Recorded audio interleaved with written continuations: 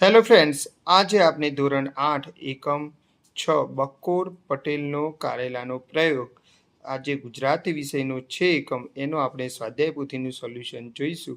એમાં આ રીતે આપણે જવાબ લખવાના રહેશે. બરાબર, આગળ જોઈએ.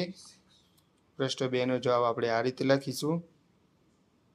ત્યાર પછી આપણે પ્રશ્ન 3 નો જવાબ આ રીતે લખીશું. બરાબર, આ રીતે પ્રશ્ન 3ના 4 અને 5ના જવાબ આ રીતે લખવાના છે. ત્યાર પછી પ્રશ્ન 4માં ફકરો આપેલો છે. બરાબર, એના ઉપરથી કેટલાક ખરા ખોટા આપેલા છે, જેના જવાબ આપણે આ રીતે લખીશું, જે તમે ફકરામાં જોઈને પણ લખી શકો છો. બરાબર, ત્યાર પછી પ્રશ્ન 5 પાઠના આધારે આપણે વાક્યનો સાચો ક્રમ ગોઠવવાનો છે અને એ અહીંયા લખવાનું પણ છે આપણે. તો આ રીતે આપણે દરેક નંબરમાં સાચો ક્રમ આપણે ગોઠવવાનો છે. બરાબર, ત્યાર પછી આપણે પ્રશ્ન 6 જોઈએ તો એમાં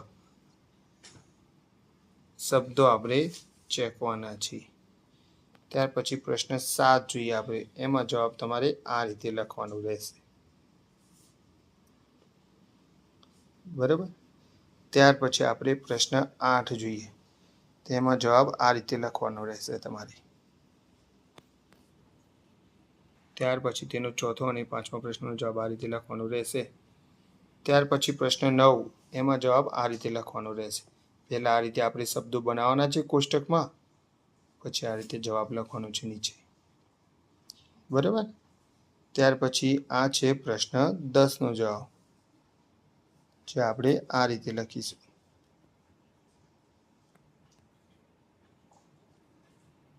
તો આ છે 10મા પ્રશ્નના જવાબો. તો આ સાથે આપણો આ વિડીયો પણ પૂર્ણ થાય છે. તો ફ્રેન્ડ્સ, મારી આ ચેનલ જરૂરથી સબસ્ક્રાઈબ કરજો, જેથી અમે આવા શૈક્ષણિક વિડીયો બનાવતા રહીએ અને વિદ્યાર્થીઓને મદદ કરતા રહીએ. Okay, good bye.